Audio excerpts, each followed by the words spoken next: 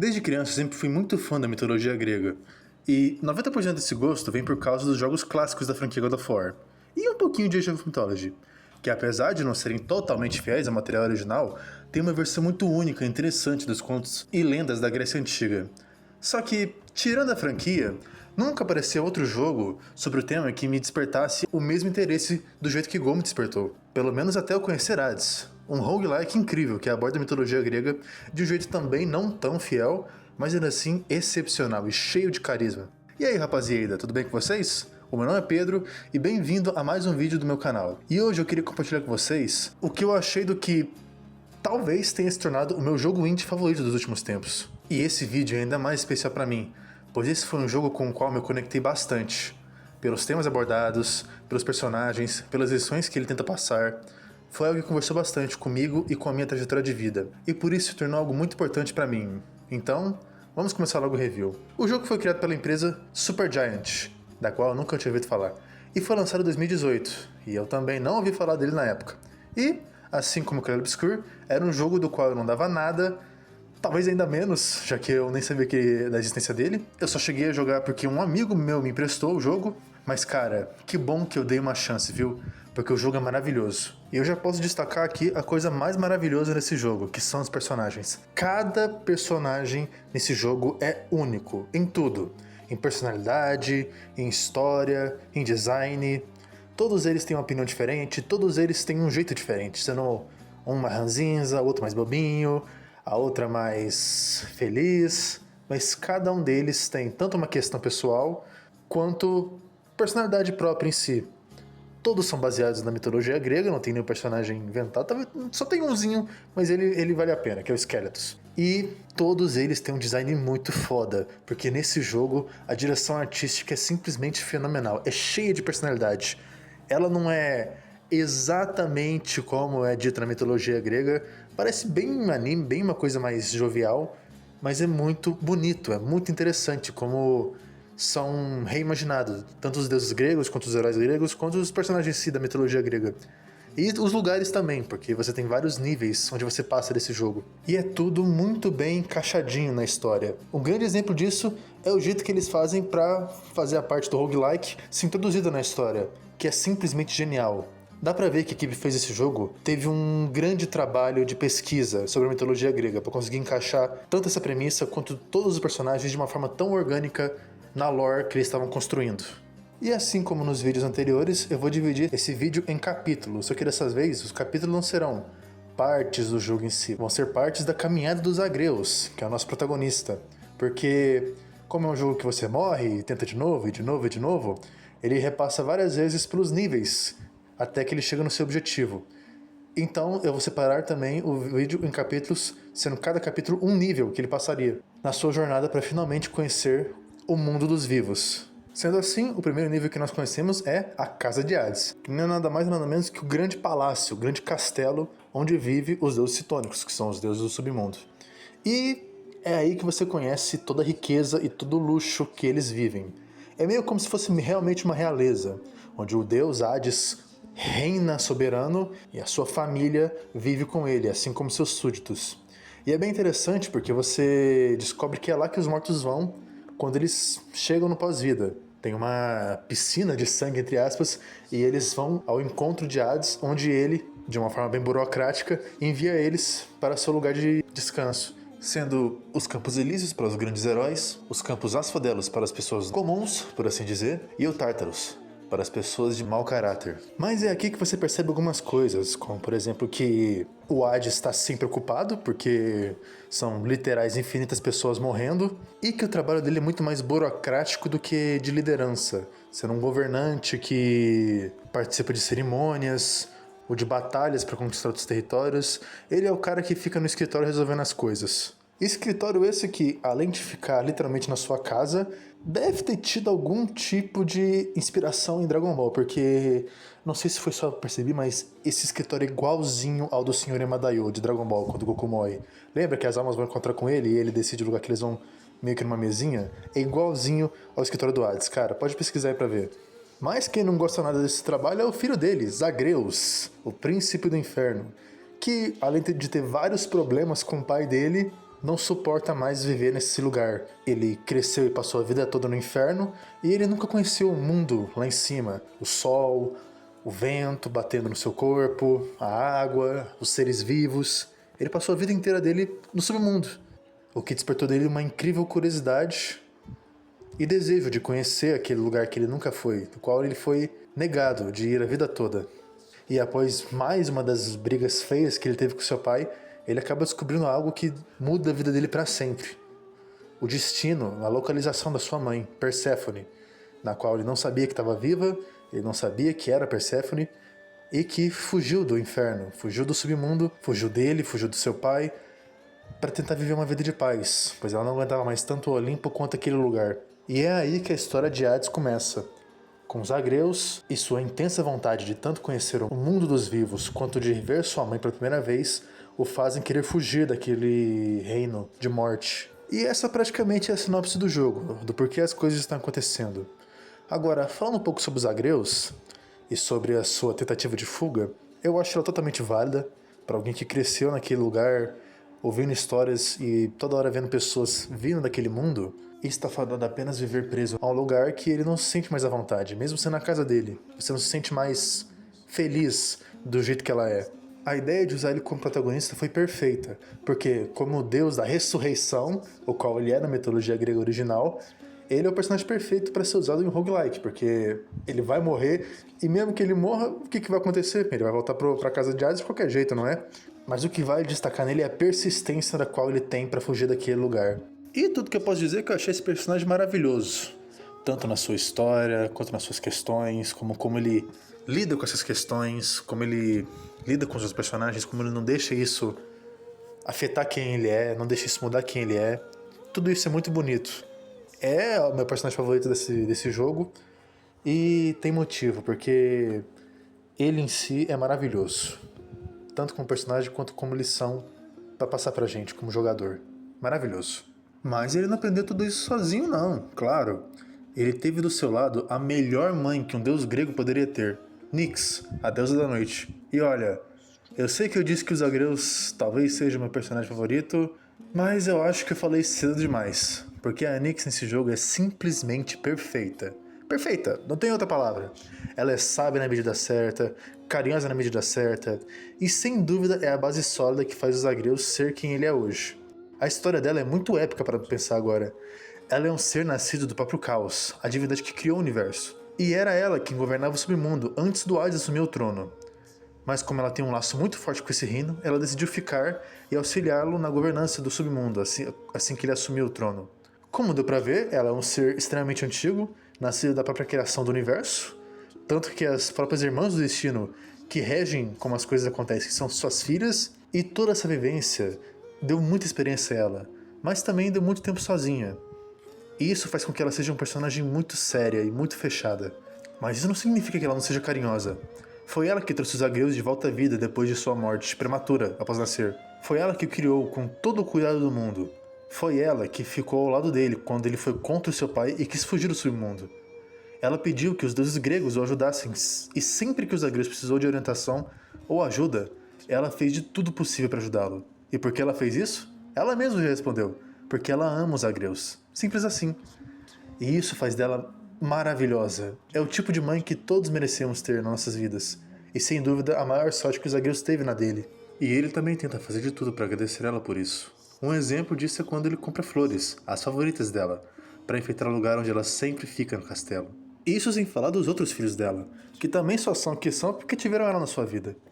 Nyx é sem dúvida o pilar central da casa de Hades, e se não fosse por ela, aquela família já tinha ruído há muito tempo. Mas eu não posso tirar os créditos também do segundo pilar dessa família maluca, que é o fofíssimo Cerberus, o cão do inferno. Eu acho que eu não tenho que apresentar quem é o Cerberus pra vocês, todo mundo conhece a história do cão de 3 cabeças que protege a entrada do submundo, mas aqui no jogo ele tem uma função bem diferente, que é praticamente ser só o bichinho de estimação do Hades. Ele só fica deitado dormindo ao lado do Hades e recebendo carinho dos Zagreus quando ele volta pro castelo. Inclusive tem um achievement de fazer carinho nele 10 vezes, que foi o primeiro que eu peguei no jogo, porque óbvio que eu não podia começar o Outer Run sem fazer cafuné nele, né? Na cabeça que gosta de cafuné, é claro. E outra coisa legal é que também dá pra comprar uma caminha pra ele dormir no palácio. pra que não fique dormindo no chão, coitado. Outro deus que também faz parte do panteão citônico, que são os deuses do submundo, é o Hypnos, o deus do sono. E eu já quero começar elogiando o design desse personagem que é muito estiloso, porque consegue combinar o que seria uma roupa de dormir, já que você vê as roupas dele como se fosse um cobertor, e em vez de ter uma coroa de louros na cabeça, ele tem um tapa-olho no lugar, com a ideia do personagem. Quer ser alguém sempre cansado, sempre querendo pegar no sono. Ele é um dos filhos da Nyx, e o trabalho dele na casa de Hades é praticamente ser o porteiro dos mortos. Ele registra quem morreu, como morreu, e manda falar com Hades, para saberem para qual pós-vida eles irão. Só que o problema, como você pode imaginar, é que ele tá sempre cansado e sempre dormindo no trabalho. Das vezes que você fala com ele, você percebe que ele também é um cara muito gentil, só que ele é muito avoado. Ele não presta atenção em nada, ele demora pra fazer o trabalho dele. E essa é a questão desse personagem, lutar contra esse cansaço, essa vontade gigante de desistir e dormir, para dar o seu melhor para fazer o seu trabalho direito. E ele consegue, com a sua própria força de vontade. E umas dicas dos Agreus, da Nyx e do Thanatos, o irmão gêmeo dele. Dá o seu melhor para fazer o seu trabalho direito. E é engraçado que os Agreus tentam ajudar ele de alguma forma, mas a única coisa que nós podemos comprar para ele no jogo é uma cama para ele ficar deitado enquanto trabalha. Inclusive, ele é tão avoado que ele demorou um tempão para entender que os Agreus estavam tentando fugir do inferno e que ele ficava aparecendo de novo porque ele estava morrendo. Ele achou que ele simplesmente estava vindo ver ele mesmo, de tão fora da realidade que ele fica de vez em quando. Agora, quem não senta de jeito nenhum nesse jogo é o Aquiles. Sim, aquele Aquiles, o semideus e herói da guerra de Troia, que agora, após sua morte, se tornou um guarda e protetor da casa de Hades. Mas isso não foi de graça. Foi um acordo que o mesmo fez para que o amor da sua vida fosse mandado para os Campos Elíseos, em vez de sofrer no Tártaros para sempre. Ele é um personagem bem calmo e sereno, do tipo que aprendeu muito com os erros que cometeu no passado, e se tornou muito sábio por causa disso. Sabedoria essa que ele usou para treinar os Agreus em combate, já que nesse jogo ele é como um mestre para ele, que, além de ter ensinado a ele como lutar, também dá os melhores conselhos para os Agreus, de como seguir com a sua jornada. E sempre tá lá pro que os Agreus precisar. Seja como amigo, como mentor, ele faz tudo que é possível, mesmo que vá contra o Hades, para ajudar o seu melhor aluno. Ele é um personagem muito fechado sobre os seus sentimentos, mas dá pra ver que, apesar de sentir muito orgulho por ter ajudado os Agreus a se tornar o que ele é hoje, ele vive em remorso, por não poder viver ao lado do seu grande amor. E tudo que a gente pode fazer para dar um pouco de alegria para ele é fazer companhia. E comprar um tapete e um espelho para que ele possa pelo menos ficar em um lugar mais confortável. Conforto esse que só existe por causa de uma coisinha fofa que trabalha que nem uma condenada para manter tudo isso limpo. Medusa. Ou melhor dizendo, como todo mundo chama ela, Dusa. Cara, essa é outra personagem que eu gosto bastante. Esquece tudo que você sabe sobre a Medusa original. E a injustiça que os deuses fizeram sobre ela, e como ela se tornou um monstro horrendo. Não tem nada disso. A Dusa nesse jogo serve como uma faxineira da casa de Hades. E apesar de não sabermos como ela foi pra lá, dá pra ver que ela gosta muito desse emprego. Ela é só uma cabeça flutuante, o que nos leva a entender que o Perseu ou outra pessoa já cortou a cabeça dela.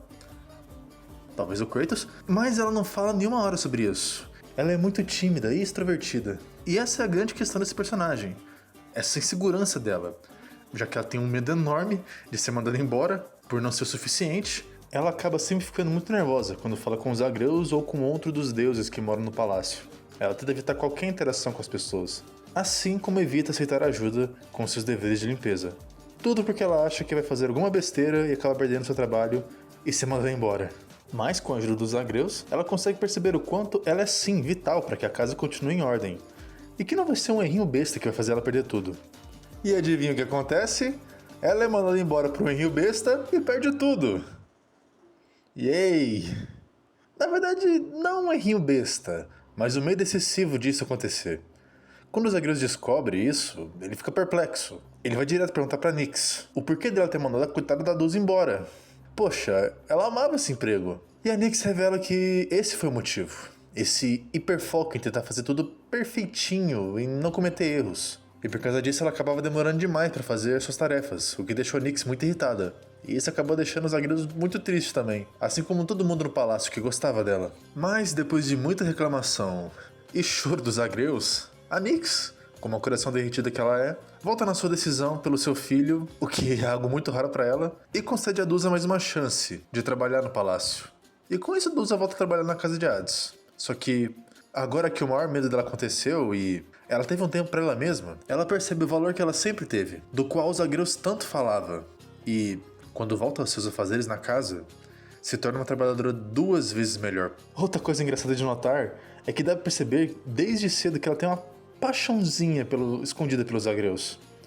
Mas, com o passar do tempo e com o aumento da confiança dela, ela vai entendendo que é mais uma admiração do que um amor romântico de verdade. Por achar que ele é invencível e corajoso e destemido. Tanto que quando os Zagreus tentam chamá-la para um encontro, ela recusa ele, dizendo que eles podiam ser amigos para toda a eternidade. Mas nada além disso. Quem diria? No final, ela finalmente consegue entender o seu próprio valor. E o nosso Zagreus foi mandado pra friendzone. Não sobrou nada pro coitado. E outro que tá na sofrência junto dos nossos Zagreus é o meu sad boy preferido do jogo, Orfeu, o poeta. Que da mitologia grega foi simplesmente o maior poeta que já existiu na face da Terra. Só isso mesmo. Mas, que ao tentar salvar sua esposa do submundo, acabou condenando os dois à morte, por sua própria curiosidade. E a entrada desse personagem na história é muito legal. Ele é um músico da casa de Hades, claro, e um músico muito bom, diga-se de passagem. As músicas que ele canta no jogo são muito bonitas, e você consegue ver o assento dele vazio quando o jogo começa. O que acontece é que o Orfeu tá tão triste por não poder ver mais a sua esposa, que ele simplesmente perdeu a vontade de cantar. E como punição, o Hades simplesmente mandou ele para um exílio eterno. Sorte dele que os Zagreus conseguem achar um contrato e o traz de volta pro castelo. E ele é mais ou menos na pegada que o Aquiles tem. Uma pessoa gentil, com um passado cheio de erros, que sente arrependimento e profunda tristeza por toda a dor que causou. Com a ajuda dos Zagreus e de uma outra pessoa, que eu vou falar mais pra frente, ele consegue voltar a ver a cor e o valor das coisas. E sentir alegria de novo, assim como ter inspiração para cantar mais uma vez. O que mostra que, apesar de estar numa situação ruim e cheia de dor e melancolia, é sim possível dar a volta por cima e voltar a ser feliz com uma vida cheia de alegrias. E é engraçado que, como agora ele mora com deuses, ele não sabe distinguir quando eles estão falando sério e quando eles estão só zoando. Então, tudo que ele ouve os Zagreus falar, ele já sai fazendo música para registrar a história do amigo. Até as mais bizarras. Porque ele não sabe que é mentira. Inclusive, numa dessas coisas bizarras que ele conta pro Orfeu, tem um easter egg bem legal, da mitologia grega original, que é a versão da história onde Zagreus é o próprio Dionísio encarnado, que foi separado em pedaços pelos titãs e depois remontado como deus dos vinhos. Só que na história do jogo, isso é só uma zoeira que os Zagreus e o Dionísio contam pro Orfeu. Mas ele levou a sério como sempre e fez uma música que se espalhou por todo o submundo, e agora todo mundo acha que os Zagreus e o Dionísio são a mesma pessoa. E, pra terminar de falar da Casa de Hades, eu tenho que falar de um personagem que não faz parte da Casa de Hades tecnicamente, mas meio que entra como um intruso nisso tudo, que é o saco de pancadas vivo, Skelly, o esqueleto. E mano, eu não sei o que falar sobre esse cara. Pra começar, eu queria elogiar de novo o jogo pela dublagem do personagem. Ele tem um jeito de falar muito único, com um sotaque totalmente diferente e com muita personalidade, como se ele fosse, sei lá, seu brother há mais de 20 anos e tivesse um monte de memes internos entre vocês dois. E tirando isso, eu não sei mais o que falar desse personagem. Pelo que dá pra entender, ele só apareceu do nada no Palácio de Hades, e ninguém além dos Zagreus e do Aquiles sabe da existência dele. Ele não conta quem mandou ele pra lá, ele não conta quem ele é, e toda vez que os Zagreus tentam descobrir algo sobre o passado dele, ele manda um migué pra disfarçar. Então, não sabemos absolutamente nada do personagem. Mas ele ainda assim é bastante gente boa. E muito zoeiro também. Tanto que tem uma vez que ele faz uma trollagem com os Zagreus, que ele chega nos Zagreus e pede pra matar ele de uma vez por todas, definitivamente.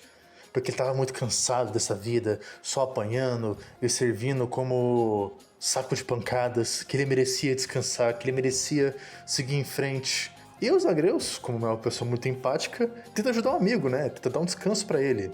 E esse criado todo um clima de tensão e drama sobre a despedida de dois amigos, que essa seria a última vez que eles se veriam. E no final não era nada, ele só tava zoando e querendo rir da cara dos Zagreus, que ficou se sentindo um idiota depois de cair em mais uma trollagem do Skelly. Ele serve como um boneco de treinamento vivo, entre muitas aspas, e você pode usar ele para treinar os seus combos antes de começar a próxima run, já que mesmo que você mate ele, ele volta à vida logo depois. Agora, falando um pouco sobre a gameplay do jogo, ao chegar na saída da Casa de Hades, você pode escolher entre 6 armas para começar sua fuga, sendo 4 delas boas de verdade, e com cada uma delas tendo 4 variações entre si. Na história é explicado que cada vez que um grande guerreiro usa uma dessas armas lendárias, ela meio que ganha um aspecto e forma diferente. E ao dizer uma frase desse guerreiro em questão, você consegue moldar a arma ao que ela era quando ele a usou. Começando pelas minhas preferidas, que são os punhos gêmeos. Elas são as que eu mais combinam com o meu estilo de gameplay, que é ir pra cima do inimigo e encher ele de porrada que nem um doido. E eu acho ela perfeita pra quem gosta de um estilo mais ofensivo, se você for bom em desviar e não se importar de tomar um dano a mais. Os 4 aspectos que ela tem são dos Agreus, Talos, Demeter e Gilgamesh. Todas elas mudam todo o moveset da arma em si, mas o que eu mais gosto de jogar é a dos Agreus mesmo. Talvez por ser a que eu tô mais acostumado, já que é a que eu joguei desde o início do jogo. Porém, eu também gosto do aspecto de Talos, já que quando você dá o uppercut dele, ele puxa o inimigo pra perto. Que nem o Get Over Here do Scorpion. Mas pra mim, essa é a arma perfeita, pra quem quiser matar o inimigo da forma mais rápida possível. Outra arma que também é muito boa é a Lâmina Stygia, que é meio que a arma principal dos Agreus. É a primeira com a qual você joga no jogo, e ela também é muito boa pra quem gosta de um estilo mais agressivo, mas menos frenético que os punhos gêmeos. Ela também é uma arma de curto alcance, e os 4 aspectos que ela tem são dos Agreus, o de Nemesis, o de Poseidon e o de Arthur. Sim, o Rei Arthur. Assim como os punhos gêmeos, a minha versão favorita é a dos Agreus, mas também curto jogar com a do Rei Arthur, principalmente pelas habilidades especiais de cura dela, apesar de eu achar o ataque básico dela muito lento. Agora, se você quer equilíbrio entre ataques de perto e de longo alcance, a melhor arma nesse jogo pra você com certeza é o Escudo do Caos. Na minha opinião, ela é a arma mais equilibrada desse jogo. Ela serve tanto pra defender e pra atacar os inimigos. E de quebra você ainda pode lançar o escudo neles, que nem o Capitão América, o que é muito maneiro. Os 4 aspectos dela são dos Agreus, o de Caos, o de Zeus e o de Beowulf. E o que eu mais curti jogar foi com certeza o de Zeus, que com habilidade única faz com que o escudo se torne meio que uma lâmina flutuante quando você lança ele, o que combina bem com o meu estilo de jogo, porque daí eu posso jogar a lâmina para um lado enquanto eu mato os inimigos do outro. Outra arma que também cumpre bem o papel de trazer uma gameplay mais equilibrada é a Lança Eterna, uma arma que eu achei que eu ia gostar mais, porém foi ofuscada pelo Escudo do Caos. Ela é muito boa para curto alcance e mais ou menos boa para longo alcance, já que você pode até lançar a lança, mas depois você tem que ir atrás dela para pegar de volta, diferente do escudo que volta para você. E como ela não tem nenhuma habilidade de bloquear dano, eu acho que ela acaba sendo inferior ao escudo. Seus 4 aspectos são de Zagreus, Aquiles, Hades e Guan Yu. E eu acho que o meu favorito é o do Aquiles. Mais por ser do Aquiles mesmo, já que eu não curto muito jogar com essa arma, seja qual forma ela tiver. Mas se ao contrário de mim você preferir uma arma de longo alcance e tiver paciência de mirar e esquivar dos ataques, a arma perfeita para você é o Arco Buscador de Corações. Eu acho que é esse o nome, eu tô pegando na Wiki, como chamam ela. Ele é totalmente focado em ataques à distância e médio alcance, e eu nunca consegui jogar bem com ele. Pois é. Os 4 aspectos dele são dos Agreus, Kiron, Hera e Rama. E eu não tenho nenhum favorito, já que eu nem jogo com essa arma. E por último e menos importante pra mim, vem a arma mais difícil de se jogar e a mais nada a ver do jogo inteiro, que é o Trilho Adamantino, um rifle automático com um lança-granadas acoplado. No jogo eles explicam que essa é uma tecnologia muito avançada, que os deuses criaram e os mortais nem conhecem ela ainda, mas mesmo assim eu não entendo pra que colocar ela no jogo, sabe? Tipo, eu sei que é pra diferenciar gameplay, mas mesmo assim eu não curto muito essa arma não. Eu sei também que existem outras coisas que não era pra ter, tipo, a cura nesse jogo é literalmente um sanduba, batata frita e refrigerante. Ela é full longo alcance, com você podendo atirar ou lançar uma bomba nos inimigos. E os 4 aspectos que ela tem são de Zagreus, Ares, Hestia e Lúcifer. Sim, Lúcifer. E eu também não tenho nenhum favorito, apesar de achar o de Lúcifer até maneiro, por trocar os tiros por um raio que sai da arma. Depois de escolher sua arma e começar a sua run, entra a outra mecânica que complementa a gameplay das armas, que são as bênçãos dos deuses do Olimpo. Como eu disse anteriormente, a Nyx contatou os deuses do Olimpo e revelou a existência dos Zagreus para eles, que nem sabiam que ele existia, mas mentiu dizendo que ela era a mãe biológica dele. E o porquê eu vou contar logo logo. E agora, eles querem ajudar o seu mais novo parente a sair do Reino dos Mortos, provavelmente só pra ter mais um aliado nesse campo minado que é a família dos deuses, mas ainda assim, toda ajuda é bem-vinda, né? Cada um deles oferece um tipo de poder diferente, e você pode combiná-los de acordo com o que vão aparecendo na run. Eu não tenho como não falar que isso é inspiradaço em God of War 1, E ainda bem, porque é um jogão, e o jeito que se introduziu na história também foi bem inteligente. Então agora eu vou listar quais deuses e quais habilidades eles oferecem para auxiliar na sua gameplay. Começando pelo Zeus, é óbvio que ele tinha que estar nesse jogo. As habilidades que ele oferece para ajudar os agreus na sua jornada são as habilidades de eletrocutar os inimigos, né, de raio, né? Eu particularmente acho elas muito boas, são uma das minhas favoritas. Eu consigo fazer uns combos muito bons com ela usando os punhos e a espada.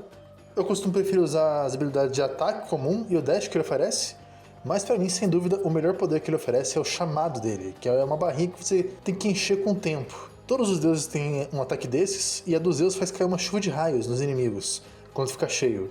Sobre o Zeus como personagem, eu não tenho nada de tão novo assim pra falar. Ele é aquele Zeus que todo mundo conhece, tanto esteticamente quanto em personalidade.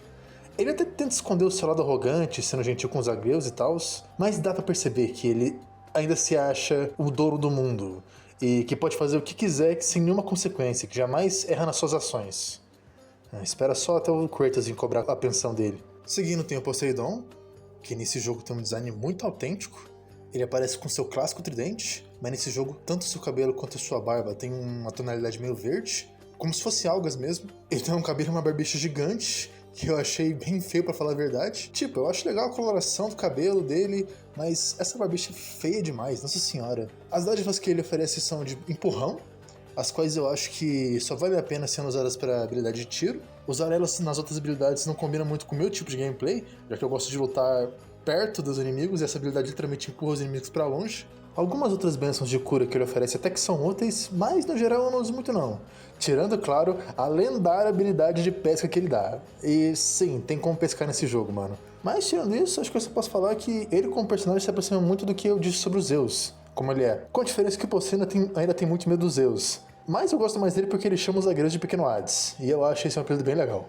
Continuando vem a Athena, que é a minha deusa favorita da mitologia grega, e as bênçãos que ela te dá são as de reflexão, que são ótimas para uma arma mais defensiva, fazendo os ataques dos inimigos voltarem para eles mesmos. O que combina muito com as características da Athena, de ser sempre cautelosa, cuidadosa e meticulosa. Tanto que até na vida real, as estátuas dela sempre contêm um escudo junto, ou a maioria pelo menos. E eu gosto de usar essa habilidade como passiva, então normalmente eu uso ela no meu dash, ou para quando receber algum dano, onde existe uma porcentagem de chance de mandar o dano de volta pro inimigo, ou pelo menos parte dele. Não é o tipo de poder que eu usaria numa build perfeita, mas tem sim sua vantagem. O design dela nesse jogo é totalmente diferente do que ela é na mitologia grega, sendo uma mulher de pele cinza ou negra e com cabelo meio que roxo, meio que cor de lavanda, não sei.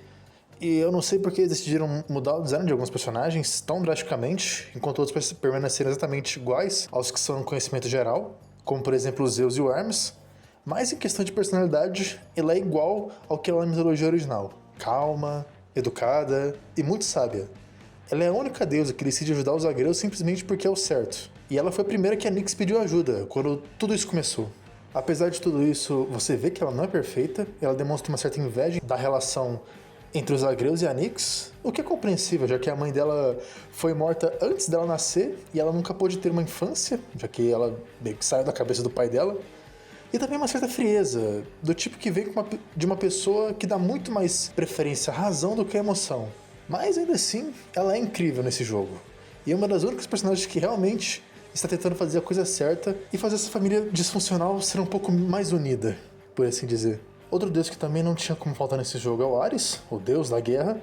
Os poderes que ele te oferece são de perdição, que são praticamente lâminas que você invoca para dar um dano a mais nos seus inimigos. Mas se você usar um pouco da sua imaginação, dá pra imaginar que essas são meio que as lâminas dos soldados mortos, que ele invoca para ajudar mais uma vez em batalha, alguma coisa assim. Eu curto usar no ataque básico mesmo, e às vezes no dash, mas são habilidades que eu sempre procuro quando eu tô fazendo uma run. No jogo ele é retratado como um homem de pele negra também, e cabelos brancos, e eu achei esse design dele muito brabo, com os olhos vermelhos e tal. Ele é literalmente viciado em violência, que nem o Ares original.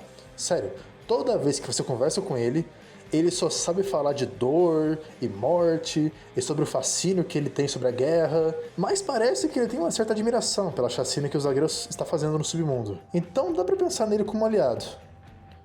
Eu só espero que ele não faça a gente matar a nossa família. E já que falamos do Ares, vamos falar também da amante dele, Afrodite. Bem, na verdade, ele que é a amante dela, mas vocês me entenderam.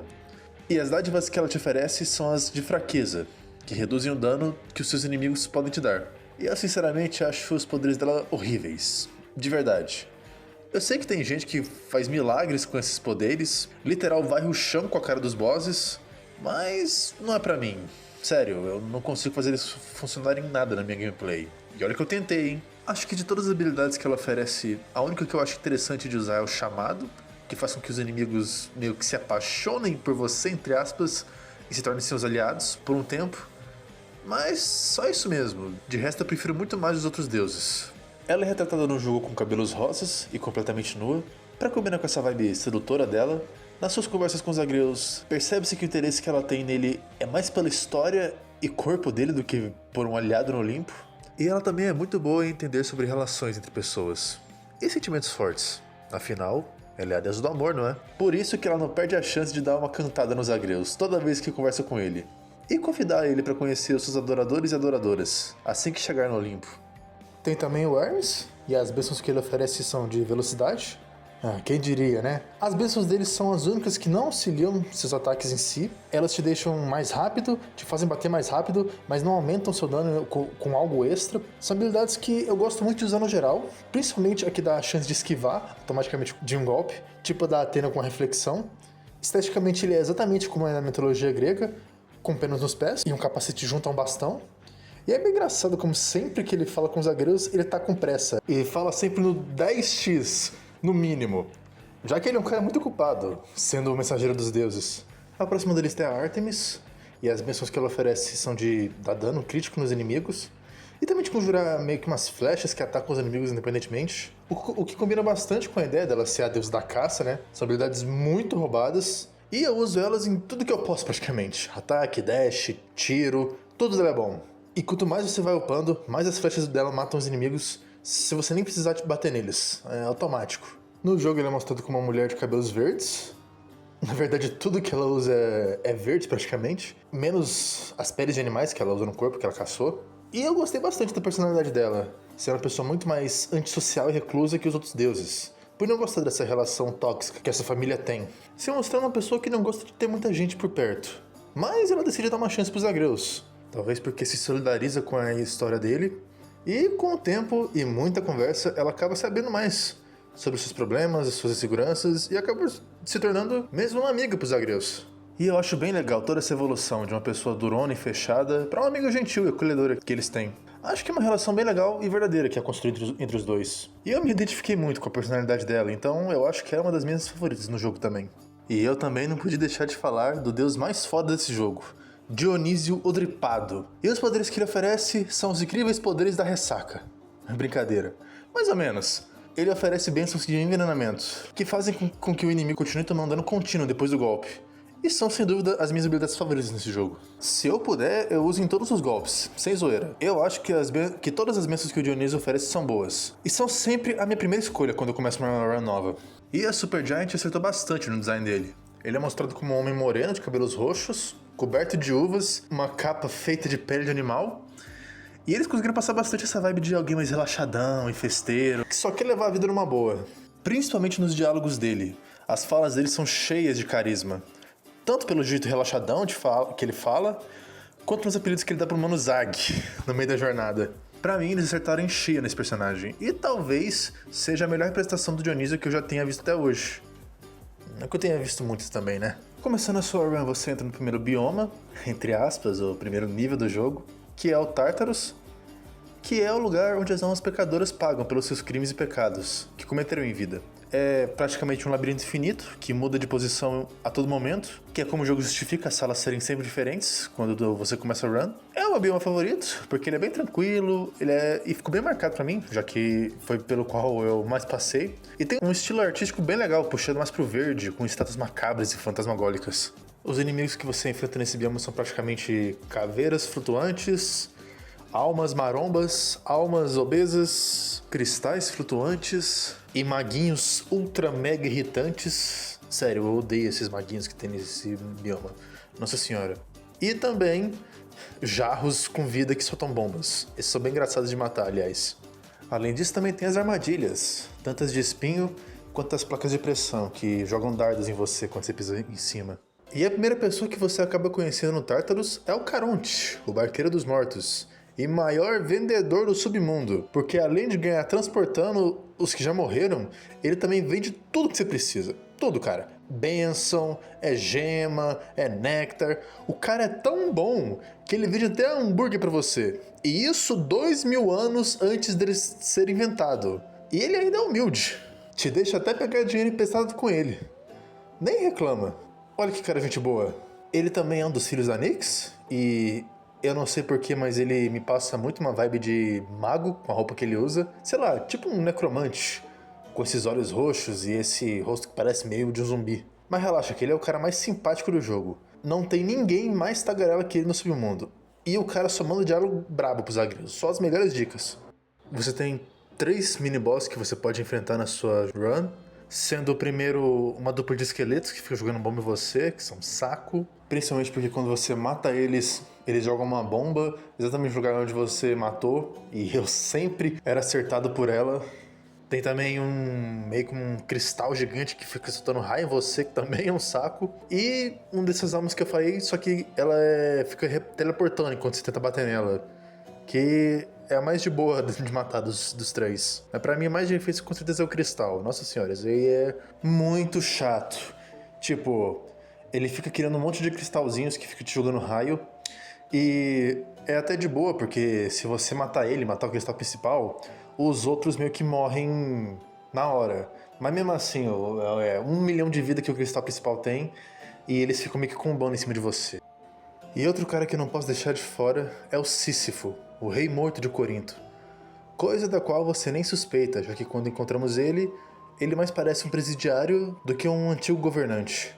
Mas isso tem um motivo. Em vida, o arrogante Sísifo conseguiu a façanha de enganar a morte, e o próprio Hades, para ganhar mais tempo entre os vivos. Mas isso teve um preço. E agora, como punição, ele é obrigado a empurrar uma rocha enorme para o topo do Tártaro. Um esforço inútil, pois, mesmo que ele consiga, a rocha sempre cai e rola para o chão de novo.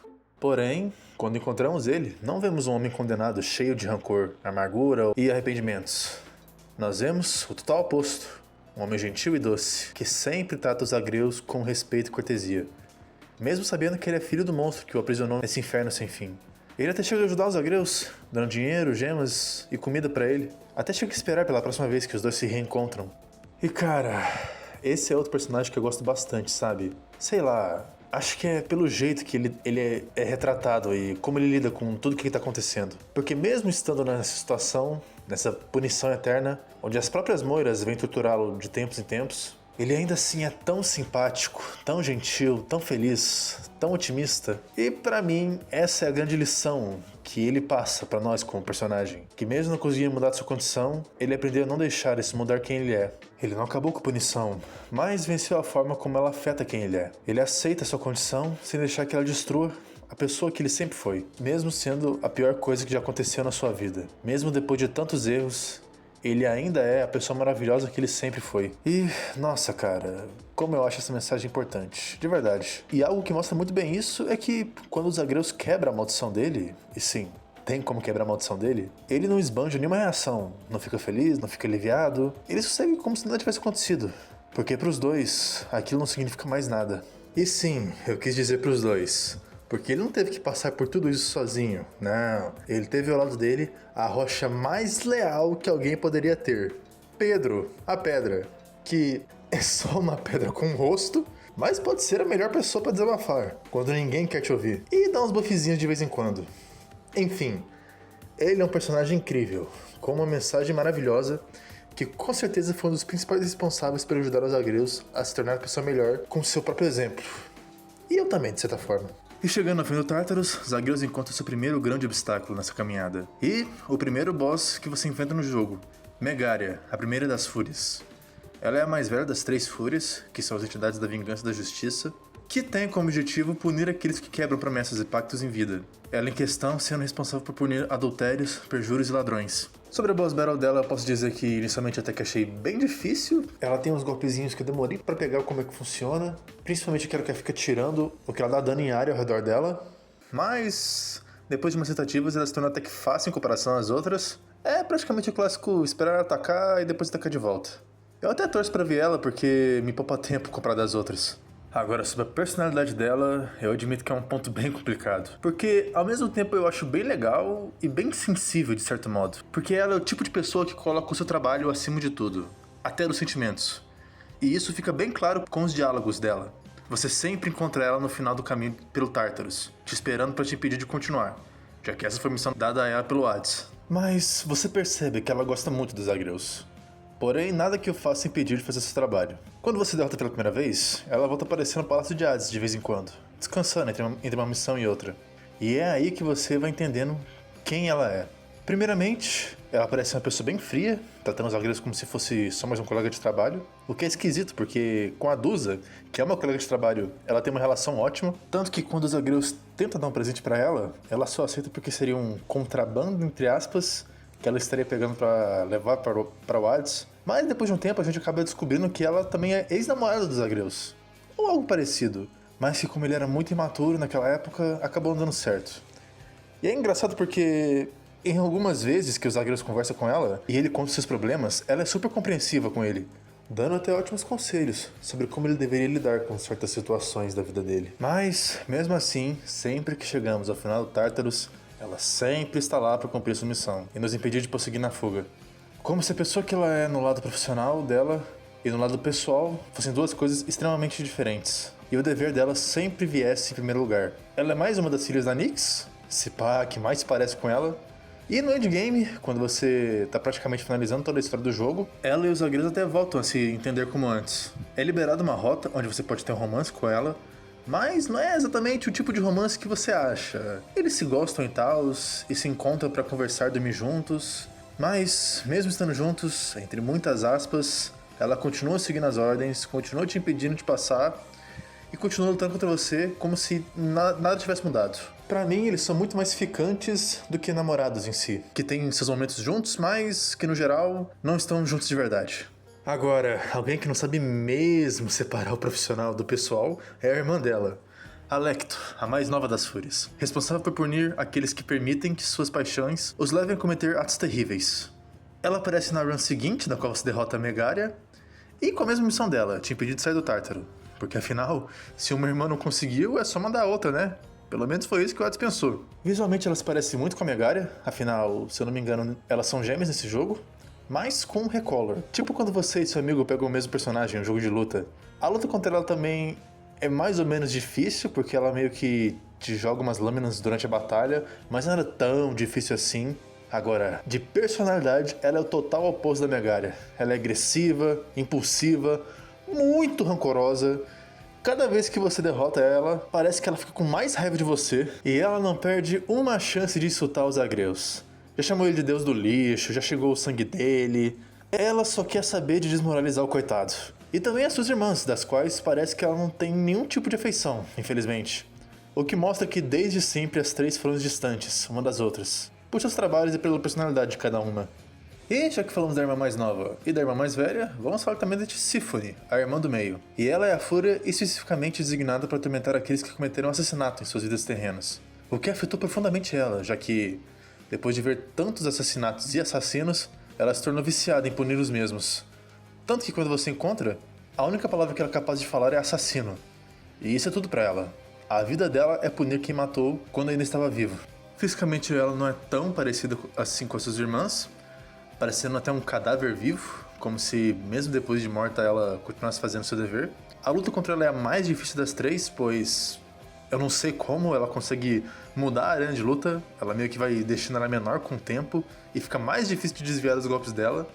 Às vezes até impossível. Mas uma coisa muito legal que eu acho dessa personagem é a interação dela com os Zagreus, que tenta ter uma conversa civilizada com ela, por muito tempo. E no finalzinho do jogo, os Zagreus conseguem fazer ela aprender a falar o nome dele. O que não parece muita coisa, mas já é um começo, né? Ah, e outra coisa que eu queria falar também é que eu acho que ela faria um excelente par junto com o Caronte. Mano, eles são perfeitos um pro outro. Mesmo carisma, mesmo gosto, mesmo vocabulário. Eu chupo demais esses dois. Pra mim eles são um casal perfeito. E a Supergiant tá perdendo a chance de fazer isso acontecer. Mas, quando você finalmente consegue passar pelas fúrias e seguir sua jornada, você chega no lugar mais insuportável desse jogo. Asphodelo, o literal inferno em Hades. E o pior é que, em tese, seria o lugar onde as almas das pessoas normais viveriam quando morressem. Mas, em alguma parte da história, um rio de lava transbordou e destruiu totalmente o que era para ser um lugar de descanso eterno. E é claro que, ocupado do jeito que é o Hades, ele não resolveu isso até agora. Os inimigos dessa área são mais difíceis do que o Tartarus, tem armadilhas e um maldito rio de lava que está em todos os níveis do bioma, e se você ficar em cima, ele simplesmente vai te queimando até te matar. Acho que deu pra entender que eu odeio esse bioma, e que ele é o que eu mais tento passar de forma rápida nas minhas runs. Os inimigos aqui são hidrazinhas esqueléticas, tem as cabeças de medusa flutuante, mas essas não são legais que nem a Dusa, essas te petrificam de verdade. Tem sabe aquelas cabeças da Ilha de Páscoa? Então, elas têm umas voadores que ficam tentando te esmagar, que também são um saco. Tem o retorno dos maguinhos insuportáveis. Tem os esqueletos que também são insuportáveis. Tem o maldito rio de lava de novo, eu falo de novo porque ele é uma bosta. E aqueles esqueletinhos que jogam bomba em você, que agora voltaram, mas não como boss fight, como um mob normal do jogo. Mas não é porque eu não gosto desse bioma que ele não tem coisas boas nele, porque ele tem várias. E uma delas é o primeiro encontro com Thanatos, o deus da morte. Ele é mais um dos filhos da Nyx, pois é, ela teve muitos filhos, e é um dos amigos mais próximos que os Zagreus têm. Ele é mostrado como um homem pálido e cabelos escuros, com roupas pretas, com uma foice na mão, o que faz todo sentido com o personagem. E fica bem estiloso. Quando ele apareceu pela primeira vez eu fiquei bem assustado, porque eu pensei, putz, fudeu, eu mal consegui derrotar as fúrias e agora a própria morte veio me pegar. Mas, pra minha surpresa, ele não veio nos atacar, muito pelo contrário, ele veio ajudar os Zagreus. E nem o próprio Zagreus acredita nisso, pra falar a verdade, porque dá pra ver que o Thanatos não concorda com essa decisão dos Zagreus, que quer fugir do submundo. E dá pra ver que ele fica bem irritado com toda essa situação. Mas, mesmo assim, mesmo discordando de tudo que o Zagreus está fazendo, ele ainda assim decide ajudá-lo a completar sua jornada, arranjando um tempo entre uma morte e outra para apoiá-lo na sua fuga. E tudo isso porque ele gosta muito dos Zagreus. Quando você encontra ele, de forma bem dramática, diga-se de passagem, porque ele sempre faz questão de anunciar a sua chegada, começa um minigame entre os dois, onde um contador aparece na tela e aquele que matar mais inimigos no final ganha o jogo. E se os Zagreus ganhar do Thanatos, ainda dá pra ele um upgrade de vida.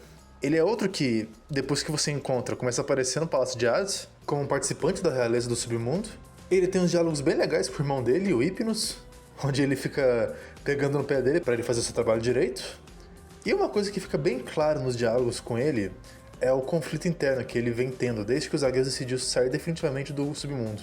Já que a ideia de nunca mais ver os Zagreus despertou um medo nele que ele nunca sentiu antes na vida. E com o passar do jogo e muita conversa, ele começa a entender o porquê de todo esse medo. E o motivo é bem simples até. É porque ele gosta dos Zagreus. Gosta muito, de uma forma romântica. Mesmo nunca sentindo algo assim antes. Mesmo não sabendo como isso funciona, ele entende que o que ele sente pelos Zagreus é muito maior do que só amizade. E essa é a parte mais admirável desse personagem. Pois mesmo amando os Zagreus, ele não impede ele de realizar seu sonho. Muito pelo contrário, ele incentiva. Porque sabe que é isso que vai fazer ele feliz. Mesmo que faça com que os dois nunca mais se encontrem. Chegando no endgame, o jogo também libera a opção de romance com ele. E eu acho bem mais legal e condizente do que a com a da Megaria, com tudo que foi construído e tals. E é bem legal ver os dois juntos, com ele se permitindo viver algo que ele nunca chegou a viver em sua longa vida. E caso você consiga continuar lutando nesse mar infernal de lava que é esse lugar, você pode dar a sorte de ouvir a canção da moradora mais gentil desse maldito bioma, Eurídice, a ninfa do carvalho. E eu não sei o que significa, mas é assim que tá escrito na wiki, então é assim que eu vou chamar ela. Mas, pelo que eu entendi, as ninfas na mitologia grega são divindades menores, que até que têm poderes, mas podem morrer, como seres humanos comuns. E isso é muito bem mostrado no jogo, porque ela é praticamente um ser humanoide, meio humano, meio árvore, o que mostra que realmente ela tem uma ligação muito forte com a natureza. Ou tinha, né, já que ela acabou morrendo por causa do doido do marido dela. Mas isso não a impediu de continuar cantando, ou cozinhando, já que toda vez que ela se encontra com os Zagreus, ela sempre oferece algo pra ele comer. Que no jogo são os upgrades gratuitos que ela te oferece. E isso me lembra muito o jeito como Sísifo também é no jogo. Gentil, educado, hospitaleiro, sempre de bom humor e sempre espalhando felicidade com quem está por perto. E ela também é exatamente assim. Mas, ao contrário do Sísifo, ela tem uma grande ferida no peito, que é exatamente sobre como ela acabou morrendo. Ou melhor, sobre como o marido dela fez ela morrer. Ela conta pros Zagreus que logo após morrer, o marido dela foi até o submundo, até o Palácio de Hades, para falar com ele próprio, para trazê-la de volta à vida. E então os dois fizeram um acordo, onde se ele voltasse o caminho inteiro até o mundo dos vivos, mas sem olhar uma única vez para trás, durante todo o caminho, ele poderia levar sua esposa com ele. E ele quase conseguiu. Mas a curiosidade falou mais alta, e ele acabou olhando para trás. O que fez com que ele e sua amada Eurídice fossem fadados a passar o resto da eternidade ao submundo. E essa é uma ferida aberta na vida dela. Pois mesmo estando muito magoada com tudo que aconteceu, ela ainda sente falta do seu marido. E queria vê-lo novamente. E se você prestou atenção no vídeo até agora, você percebeu que eu já falei uma história muito parecida com essa anteriormente. E sim, o marido da qual Eurídice fala é o Orfeu, o músico da Casa de Hades, que também não consegue esquecer ou se perdoar por não salvar a sua esposa. E essa é mais uma das relações complicadas desse jogo. Porque, mesmo eles se amando muito, os dois carregam feridas muito profundas sobre o que aconteceu. Sendo a do Orfeu um arrependimento muito grande por ter falhado, perdido o amor da sua vida, e a da Eurídice uma mágoa muito grande pelo erro que o Orfeu cometeu, escolhendo a curiosidade do que tinha atrás dele, do que a certeza de tê-la novamente com ele. Os zagueiros, como sempre, se compadecem com a história dos dois e faz o que sempre faz. Ele tenta ajudar seus amigos. Só que dessa vez, como é um assunto mais delicado, ele tenta ser mais cauteloso nesse reencontro entre os dois. Primeiro ele fala do paradeiro dos dois para ambos, já que nem isso eles sabiam, e tentando manter uma conversa entre os dois. Ele leva algumas músicas que a Eurídice criou para motivar o Orfeu a voltar a cantar, assim como leva suas desculpas para ela, para quem sabe ele finalmente conseguir ser perdoado pelo seu erro. Mas é só quando os zagueiros finalmente conseguem quebrar o contrato do Orfeu e o deixa livre para finalmente reencontrar sua amada que a reconciliação acontece. Não é mostrado os dois se reencontrando e como eles fizeram as pazes, mas eu gosto de pensar que eles simplesmente se abraçaram e deixaram tudo de ruim que aconteceu para trás. E assim, daquele momento em diante, toda vez que você passar pela casa da Eurídice, você encontra ela e o Orfeu cantando e celebrando seus momentos juntos, como sempre deveria ter sido. E eu acho que é isso que o jogo tenta te ensinar com a história desses dois. A história de dois amantes que, mesmo machucados e cheios de mágoa, decidem ficar juntos e perdoar tudo o que aconteceu, pois o amor que eles sentem é maior que tudo isso. Os mini-bosses que tem nessa fase são uma batalha no barco do Caronte, que não se parece nada com um barco. Pra mim, essa é a mais de boa das três, porque o barco tem paredes e você não pode cair dele, ou seja, sem lava pra me atrapalhar, o que já é uma bênção. E a única diferença em si é a arena mesmo, porque os inimigos dessa boss fight são os mobs normais do jogo, só que com muita vida, junto de um cristal bufado que fica dando escudo pra eles. Uma batalha onde você enfrenta uma medusa gigante, junto de um daqueles cabeção gigante. Essa inicialmente parece fácil, mas eles fazem um combo muito bom em cima de você, porque a medusa te paralisa e depois ele cai em cima de você, o cabeção gigante. E eu indico vocês a matar primeiro a medusa gigante, porque ela é a mais chata, o cabeção dá pra desviar. As bolinhas de sei lá, petrificação que ela joga em você são bem mais chatas do que a esmagada da cabeça. E uma batalha contra 1 trilhão daqueles maguinhos insuportáveis que eu falei mais cedo, onde você luta contra eles numa arena que tem mais lava do que chão, e adivinha, eles flutuam, então eles não tomam dano de lava, e adivinha de novo, você toma, que é uma merda. E com certeza mais chata é a dos maguinhos insuportáveis, porque esses são os maguinhos normais, mas eles estão numa quantidade absurdamente gigante, e eles te atacam de todos os lados, e tem a maldita da lava que eu odeio pra caramba, e eu sempre perco vida lá, é um saco. Outra divindade que com certeza já apareceu até esse momento é o Caos. E sim, você não ouviu errado. É o literal Caos mesmo, o criador do universo da mitologia grega e pai da Nyx. Na primeira vez que eu ouvi a voz dele, eu levei um susto, porque é meio que várias vozes falando junto. E do nada me abre um buraco cósmico no meio do chão e ele me chama pra entrar. Óbvio que eu não entrei na primeira vez, porque eu pensei que era alguma boss fight secreta ou alguma coisa assim. Mas, graças a Deus, eu tava errado. Quando você entra nesse portal místico, você é meio que levado pra um plano astral fora do submundo, como se estivesse fora da realidade, mas ainda assim com seu corpo lá dentro, tanto que dá até pra pescar nesse lugar. E você encontra um símbolo de bênção lá, assim como dos deuses olímpicos. E ao aceitar essa bênção, você conhece ele, a personificação do vazio. E olha, ele é bem estranho. A imagem que nos é mostrada é de um ser meio humanoide também, mas com um corpo cheio de rostos e segurando um planeta com os dedos. E como eu disse antes, com uma voz muito imponente, sendo formada por várias outras vozes de outras pessoas falando, como uma pessoa só. E tirando isso, a personalidade dele é muito doida, porque você pode pensar, ele é um ser ancestral, super antigo, ele deve ser super sério e tal. Mas daí, ele fala que decidiu ajudar os agreus porque sim. Fala que o Zeus é um idiota por achar que ele manda em alguma coisa, já que ele, que é o verdadeiro maioral desse mundo, manda os agreus derrotar o pai dele usando um ovo que ele dá, só de zoeira mesmo, porque ele acha que vai ser engraçado.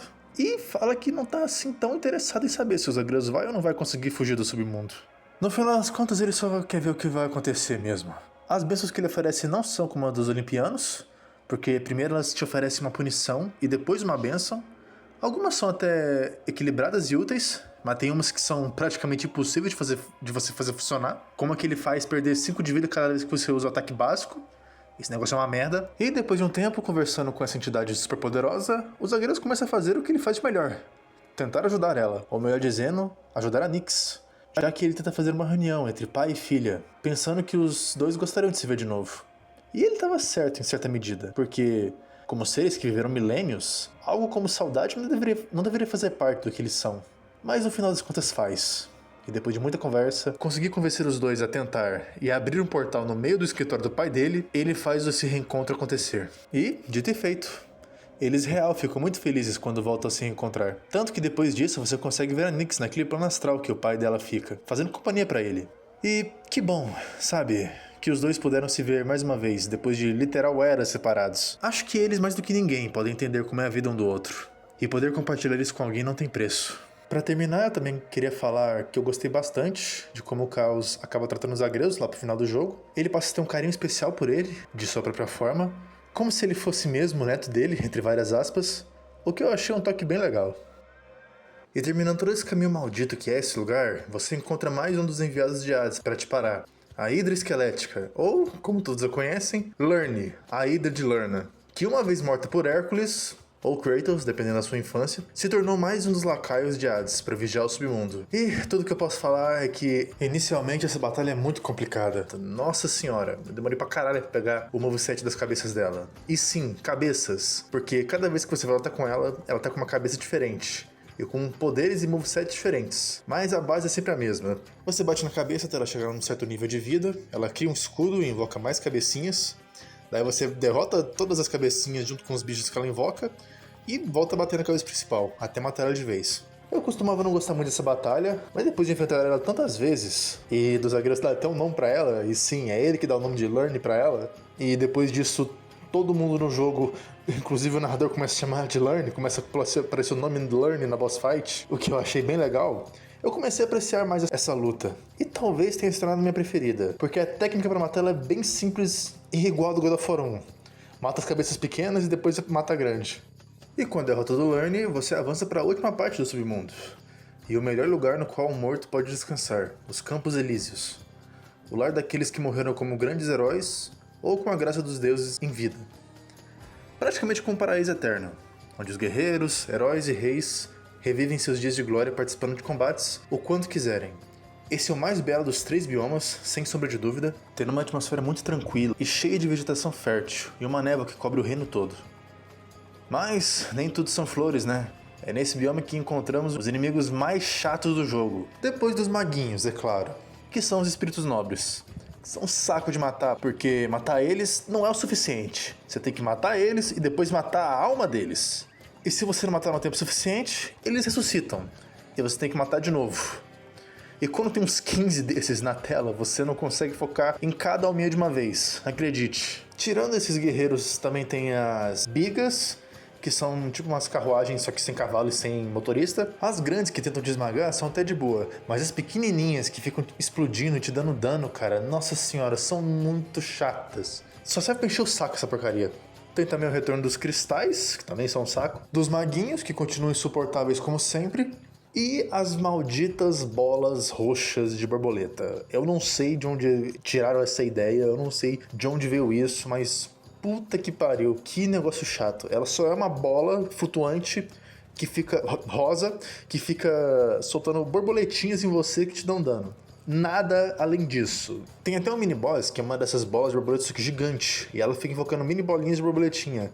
E fica 1 trilhão de borboletinhas minúsculas te dando dano sem você conseguir fazer nada, porque é um saco matar elas. Meu Deus do céu. Os níveis no Elísio também são cheios de armadilhas. Essas são armadilhas que ficam nas paredes, que são estátuas gigantes que ficam tirando coisas ou te atacando com lança. E como já é de praxe, andando pelos Elísios, entre um combate e outro você encontra mais uma alma amargurada, que acaba cruzando o caminho do nosso querido Zagreus. E dessa vez, sendo outro sad boy, chorando pelo amante perdido. Patroclo, o guerreiro caído. E ele é um caso engraçado. Quando ele aparece pelos Zagreus, ele demonstra ser um cara apático, sempre muito calmo e desesperançoso, que não sente nada, que não se importa com nada. Porém, ainda assim, ele ajuda os Zagreus, dando buffs para ele continuar sua jornada. Sendo, na minha opinião, o de recuperar as ressurreições o melhor dos três, porque sempre que eu chego nele, eu já não tenho mais nenhuma. Mas os outros dois também são muito bons, tanto de deixar seu ataque mais forte, quanto de recuperar a vida ao entrar numa sala nova. E como o Zagreus sempre tenta ajudar quem ajuda ele o questiona por que dele ser assim, tão depressivo. Afinal, ele ganhou na vida, ou na morte, né? Podendo passar o resto da eternidade no melhor lugar possível, longe de qualquer preocupação ou conflito. E ele explica o porquê. Culpa. Acontece que foi por culpa dele que a pessoa que ele mais amou acaba morrendo em campo de batalha.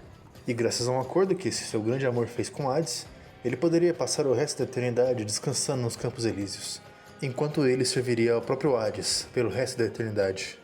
E desde então, nada de bom que esse lugar possa oferecer preenche o vazio de não ter seu amado consigo. Os Zagreus compadece com a história dele e se oferece para ajudar, mas o Patroclo disse que seria impossível, pois o seu grande amor serve diretamente na casa de Hades. E seria muito difícil dele ser dispensado do trabalho. E nessa hora que uma lâmpada acende na cabeça dos Zagreus, e ele começa a ligar os pontos, porque ele conhece alguém amargurado e melancólico que também sente falta do amante perdido. E sim, caso você não tenha percebido ainda, o amante que o Patroclo tanto fala é o Aquiles, o mestre dos Zagreus, e guarda pessoal do Palácio de Hades. O que me pegou de surpresa, eu demorei a entender que era dele que ele estava falando. Mais uma vez os Zagreus entram em ação e conseguem quebrar o pacto que aprisionava o Aquiles ao palácio, e consegue fazer o reencontro entre os dois. Só que nesse caso é diferente do que foi com o Orfeu e a Eurídice, porque os dois nunca chegaram a arranjar outra forma de viver a vida. Sei lá, enquanto o Orfeu ainda tinha música como vocação e a Eurídice tinha culinária, o Patroclo e o Aquiles viviam um luto interminável, como uma ferida aberta que nunca parava de sangrar. Após isso você começa a ver os dois juntos, quando você encontra eles no Campo Elíseos, e felizes, apesar de tudo. Que bom que eles puderam se reencontrar, mesmo que seja depois da morte. E entre essas hordas infinitas de guerreiros, magos e bolas rosas que saltam borboletas por algum motivo, o nosso protagonista acaba encontrando mais um mini-boss mega carismático nesse jogo, que é simplesmente Asterios, o Touro de Minos. Esse aí dispensa apresentações, eu acho que todo mundo conhece a lendária história do Minotauro, mas o que eu não sabia é que ele tinha nome, e nem que ele pensava por si só. Na minha cabeça ele era só um monstro sem consciência. Mas não, muito pelo contrário. Nesse jogo, ele é o personagem mais Shed que já passou pela jornada dos Zagreus. Ou baixinho, como ele chama o coitado. O cara tem um shape, é forte pra caramba e tem a personalidade mais estoica do jogo. Toda vez que ele fala com os Zagreus, ele é completamente sereno. Fala de igual pra igual, não rebaixa, nem subestima ele. E pra variar, ele ainda manda uma lição de moral brava pra ajudar os Zagreus a tomar a decisão certa. A luta contra ele é bem mais difícil, é bem mais desafiadora. Ele tem tanto ataques de perto, com o machado dele, quanto que te busca longe, com a chifrada dele que ele corre até você. E pra mim o pior ataque dele é o machado giratório, onde, resumidamente, você não pode fazer nada contra, a não ser ficar longe, mas se você souber desviar na hora certa, você consegue pegar bem o macete dela, como é que ela é. Engraçado que ele sempre acaba a luta antes de chegar no final da vida dele. Talvez porque ele tá se preparando pro espetáculo principal. E algo que vale ressaltar também é como o jogo mostra de forma clara como eu, os Zagreus e uma grande parte do público estávamos errados em achar que o Minotauro era só mais um monstro a ser derrotado. Pois poucos personagens no jogo são tão inteligentes e sensatos quanto é o Asterios. O jeito que ele vê a vida e trata as pessoas ao redor dele é bem mais honrado do que muitos deuses que habitam o Olimpo. E um grande exemplo disso é quando, certa vez no jogo, depois do Hypnos encher muito o saco dos Zagreus, ele pede um autógrafo pro Asterios, em nome do Hypnos. E ele fica surpreso por um deus pedir um autógrafo de um monstro igual a ele. Mas, com toda a gentileza, ele escreve uma carta pro Hypnos, como agradecimento. Muito humilde da parte dele. Mas, o mesmo não pode ser dito do seu parceiro de combate. Campeão do Coliseu e personagem mais insuportável desse jogo. É sério, como esse cara é irritante. Teseu, o rei morto de Atenas e filho de Poseidon. Nós o encontramos no final do caminho pelos Campos Elíseos e dentro do grande Coliseu dos Campeões, que é onde os melhores heróis vão para lutar, e onde ele se consagrou o maior campeão dos Elíseos. Injustamente, porque ele não lutou sozinho, não. Em todas as lutas que ele trava, ele sempre luta com Astério ao lado dele, que nem um covarde. E sim, eu sei que tem motivo pra isso. Que em vida ele derrotou Astério e ficou amigo dele, mas mesmo assim, cara, ele é um baita de um covarde. E o que mais eu posso falar dele? Ele é o completo oposto do Astérios, sendo um cara super arrogante, infantil e muito convencido. Tanto que até mesmo depois que você derrota ele, ele ainda acha que a vitória dos Agrios não conta. Ele acha que ele fez alguma coisa pra roubar. Ele é até bem fortinho também. Como eu disse, ele é filho de Poseidon. E eu não sei porquê, mas assim como os Agrios, ele também pode invocar os poderes dos deuses, usando os mesmos tipos de bênção que você usa, mesmo já estando morto. E tirando isso, ele luta usando um escudo e uma lança. Ou seja, ele defende e consegue te acertar de longe. Isso sem falar do Astérios, que volta do mesmo jeitinho da boss battle dele pra te enfrentar junto do Teseu. Ou seja, você vai ter que lutar contra os dois e... enquanto um bate de perto, outro bate de longe. Fica nessa. Eles têm até um golpe legal, onde o Astérios dá uma chifrada no escudo do Teseu, e daí meio que faz uma onda que te dá dano. Mas, se eu puder dar uma dica pra vocês que vão jogar o jogo, foca no Teseu primeiro. E não é nem porque ele é mais forte, só porque ele é chato pra caramba mesmo. Deixa o X1 entre você e o Astérios, que é a melhor coisa que vocês fazem. Vai por mim. E acho que a única coisa que realmente se salva nesse personagem é a amizade dele com Astérios, que apesar de ser o completo oposto dele, tem uma relação muito boa entre os dois. Porque eles meio que ajudam um ao outro a ficar mais forte e respeitam as diferenças que eles têm. Mesmo que vão totalmente um com o que o outro acredita. E sempre de direito, depois de derrotar o Minotauro ainda vivo, o Teseu poupou a vida dele e se compadeceu com a história do Astérios, estendendo a mão pra ele. E grato por ter sido a primeira pessoa que o tratou como amigo e não um monstro, o Astérios prometeu lutar ao lado dele, mesmo depois da morte. Chega até a ser legal ver a insegurança do Teseu ao ver que o Astérios está ficando bem amigo dos Agrios e ele acaba ficando com medo de perder um amigo dele. Mas ainda assim eu acho ele um completo babaca. Não uma pessoa ruim, mas um babaca, com certeza. E antes da gente continuar pro último bioma do jogo, eu gostaria de falar de um detalhezinho que não faz diferença nenhuma pra história, mas que quando eu descobri me deixou muito feliz. Que é a sombrinha torcedora. Calma, eu vou explicar. Lembra quando eu falei do Coliseu dos Campeões? Que é lá que os melhores guerreiros vão lutar e tal. Então, por todo o Coliseu você consegue ver as bandeiras dos torcedores, dos campeões. Que no caso são Astérios e o Teseu. Mas depois de um tempo, e derrotar eles algumas vezes, vai acabar aparecendo uma única sombrinha com uma bandeirinha dos Agrios na plateia, torcendo por ele. E cara, eu achei isso sensacional, de verdade. Foi uma ideia muito legal dos desenvolvedores, porque isso não muda nada na história, de fato, mas só de ter uma única pessoa torcendo por você em meio a toda aquela multidão, me deu muito mais sentido pra ganhar a batalha. E pra mim, são nesses pequenos detalhes, com uma sombrinha torcendo por você, ou um buff que você consegue só de falar com o Pedro, que o jogo brilha, de verdade. Então, sombrinha, saiba que você é show de bola. Mas assim que você passa por eles, você chega no último nível antes da superfície, que é o Templo de Estige. E agora os Agrios estão a um portão da tão sonhada liberdade. Ou pelo menos é o que ele acha, porque entre o portão e ele está o último protetor do submundo. E mais fiel dos lacaios de Hades. E sim, eu tô falando dos Cerberus. E meu Deus do céu, essa luta é muito difícil. Brincadeira, rapaziada. Cê é louco? Você acha que eu vou lutar com meu cachorro? Não, né? Olha isso aqui, olha essa coisinha fofa. Dá pra atacar uma coisinha dessas? Não, né? Ao encontrar os Cerberus no portão para sair do submundo, os Agrios pensam num jeito de subornar ele, já que atacar o bichinho tá fora de cogitação. Então ele parte atrás do prato favorito dos Cerberus, que é um saco de sátiros. E então ele revira o templo em busca do lanchinho dele. E nessa parte é praticamente uma loteria. Vão ter 5 passagens para você percorrer, e em uma delas está o saco, garantido. Só que nas outras 4 tem um monte de mini-boss para você enfrentar. E além dos mini-boss, essa área conta com inimigos tão chatos quanto os do Elísio, ou talvez até mais, dependendo do seu jeito de jogar. Como por exemplo os malditos ratos gigantes, que tem uma das mecânicas mais irritantes de se enfrentar no jogo, que é de envenenamento. E sim, eu sei que eu disse que as minhas habilidades favoritas nesse jogo eram de envenenamento, mas eu posso usar, eles não! Ainda bem que em todas as salas tem uma fonte, bem fácil de se encontrar, para o zagueiro já se curar de uma vez, bebendo o que eu acho que é água. Além dos ratões, também tem os sátiros normais, que também dão envenenamento. Eles são até mais rápidos e mais bons de mira do que os ratos, que os ratos ficam só jogando o veneno pro lado. Tem também os ratinhos, que só servem pra apanhar praticamente. Eu nunca nem vi eles dando dano em mim, nem tentar eles tentam.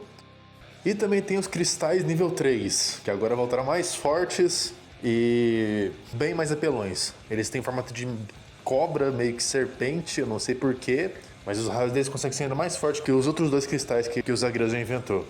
E isso sem contar também, claro, as armadilhas do templo, que nesse caso também são armadilhas de envenenamento e meio que botões ou placas de pressão, onde você pisa e caem lâminas que te acertam, mas também acertam os inimigos.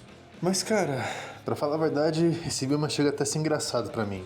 Teoricamente já estamos na superfície, mas ainda assim no subsolo, em um tipo de catacumba antiga.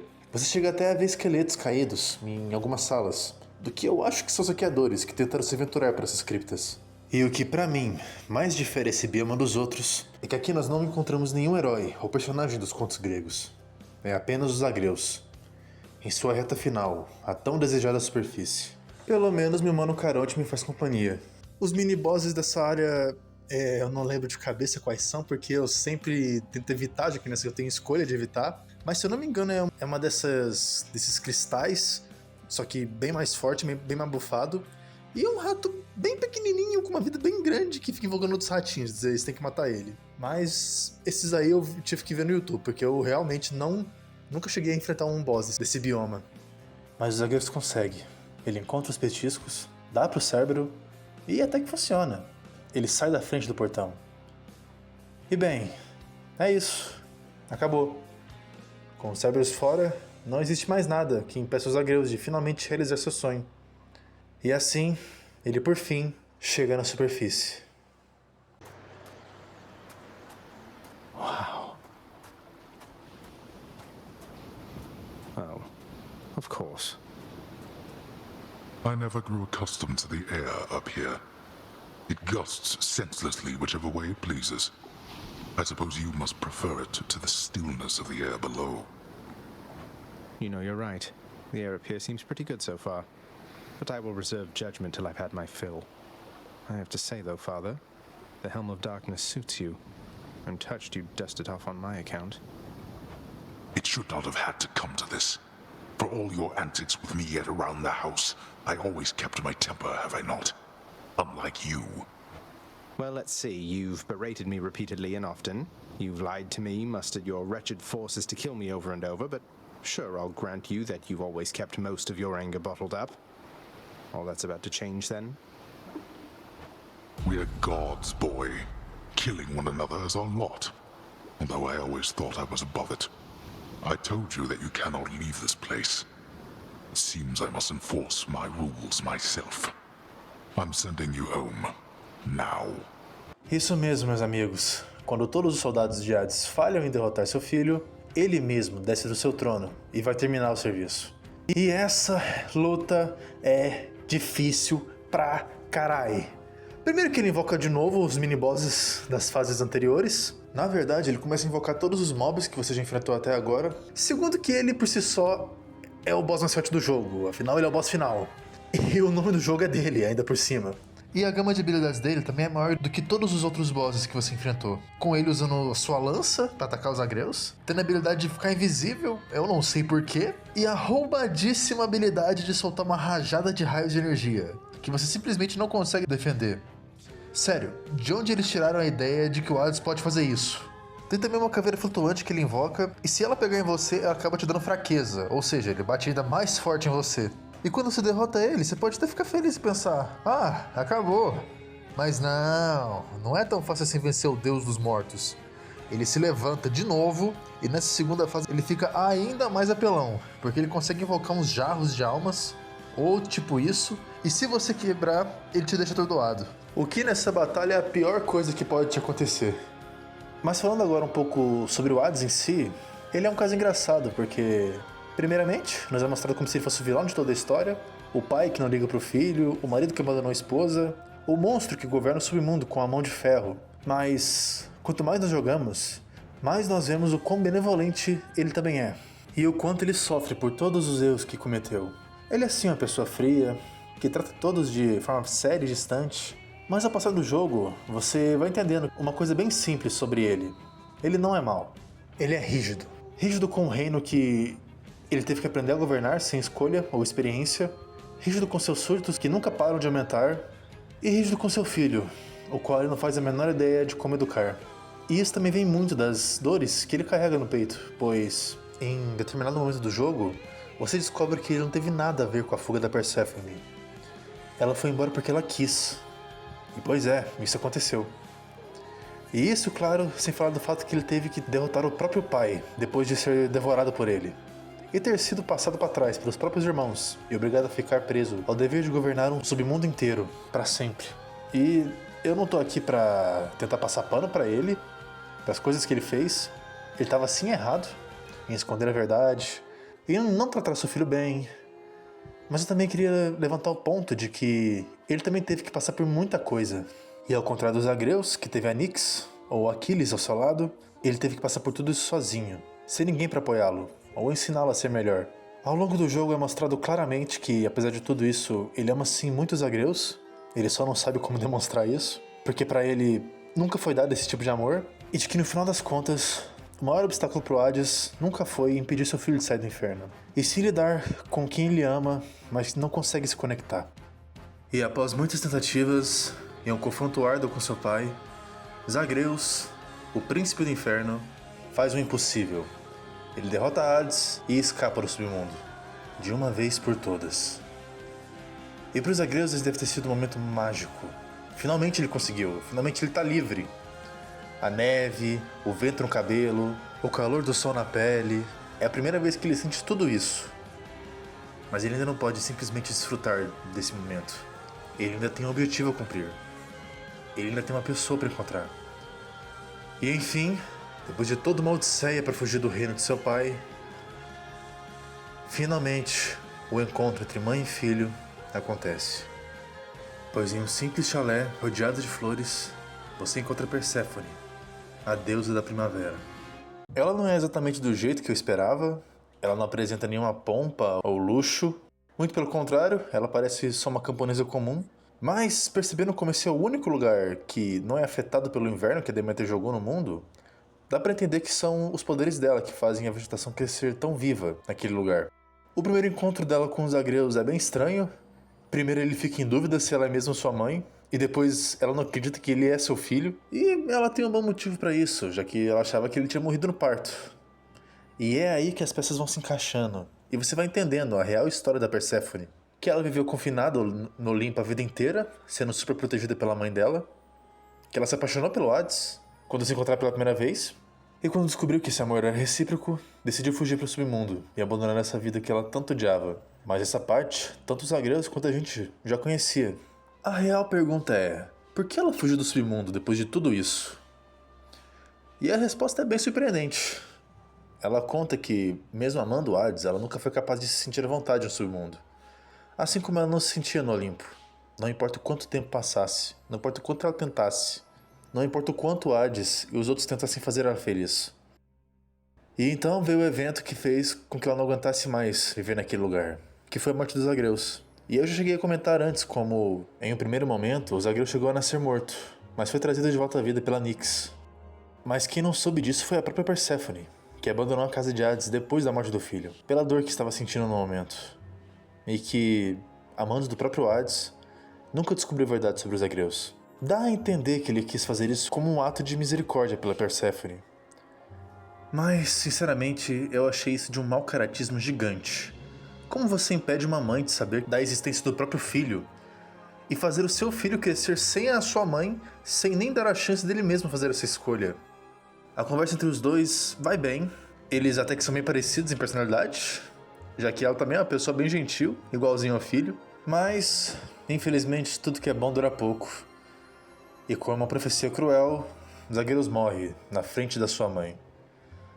O que me levantou muitas perguntas, tipo, ele não recebeu nenhum golpe ou corte de ninguém. Ele simplesmente morreu do nada. E ao voltar ao Palácio de Hades mais uma vez, nós descobrimos a triste verdade. Não existe escapatória. Não existe fuga. E mesmo que consigamos sair do submundo, as Irmãs do Destino te puxam de volta para ele. Porque os Zagreus têm uma ligação especial com esse reino.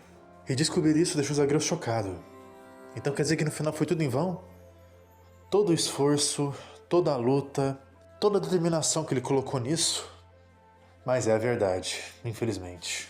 Porém, se deu pra perceber uma coisa nessa 1 hora de vídeo que eu fiquei falando sobre os Zagreus, é que ele não é de desistir fácil. E nem o destino é capaz de impedi-lo de continuar tentando. Então ele empunha sua arma mais uma vez, usa o portão e tenta de novo fugir do submundo, para ter mais uma chance de reencontrar sua mãe. E é nesse momento que a gente descobre que a gente só chegou na metade do jogo.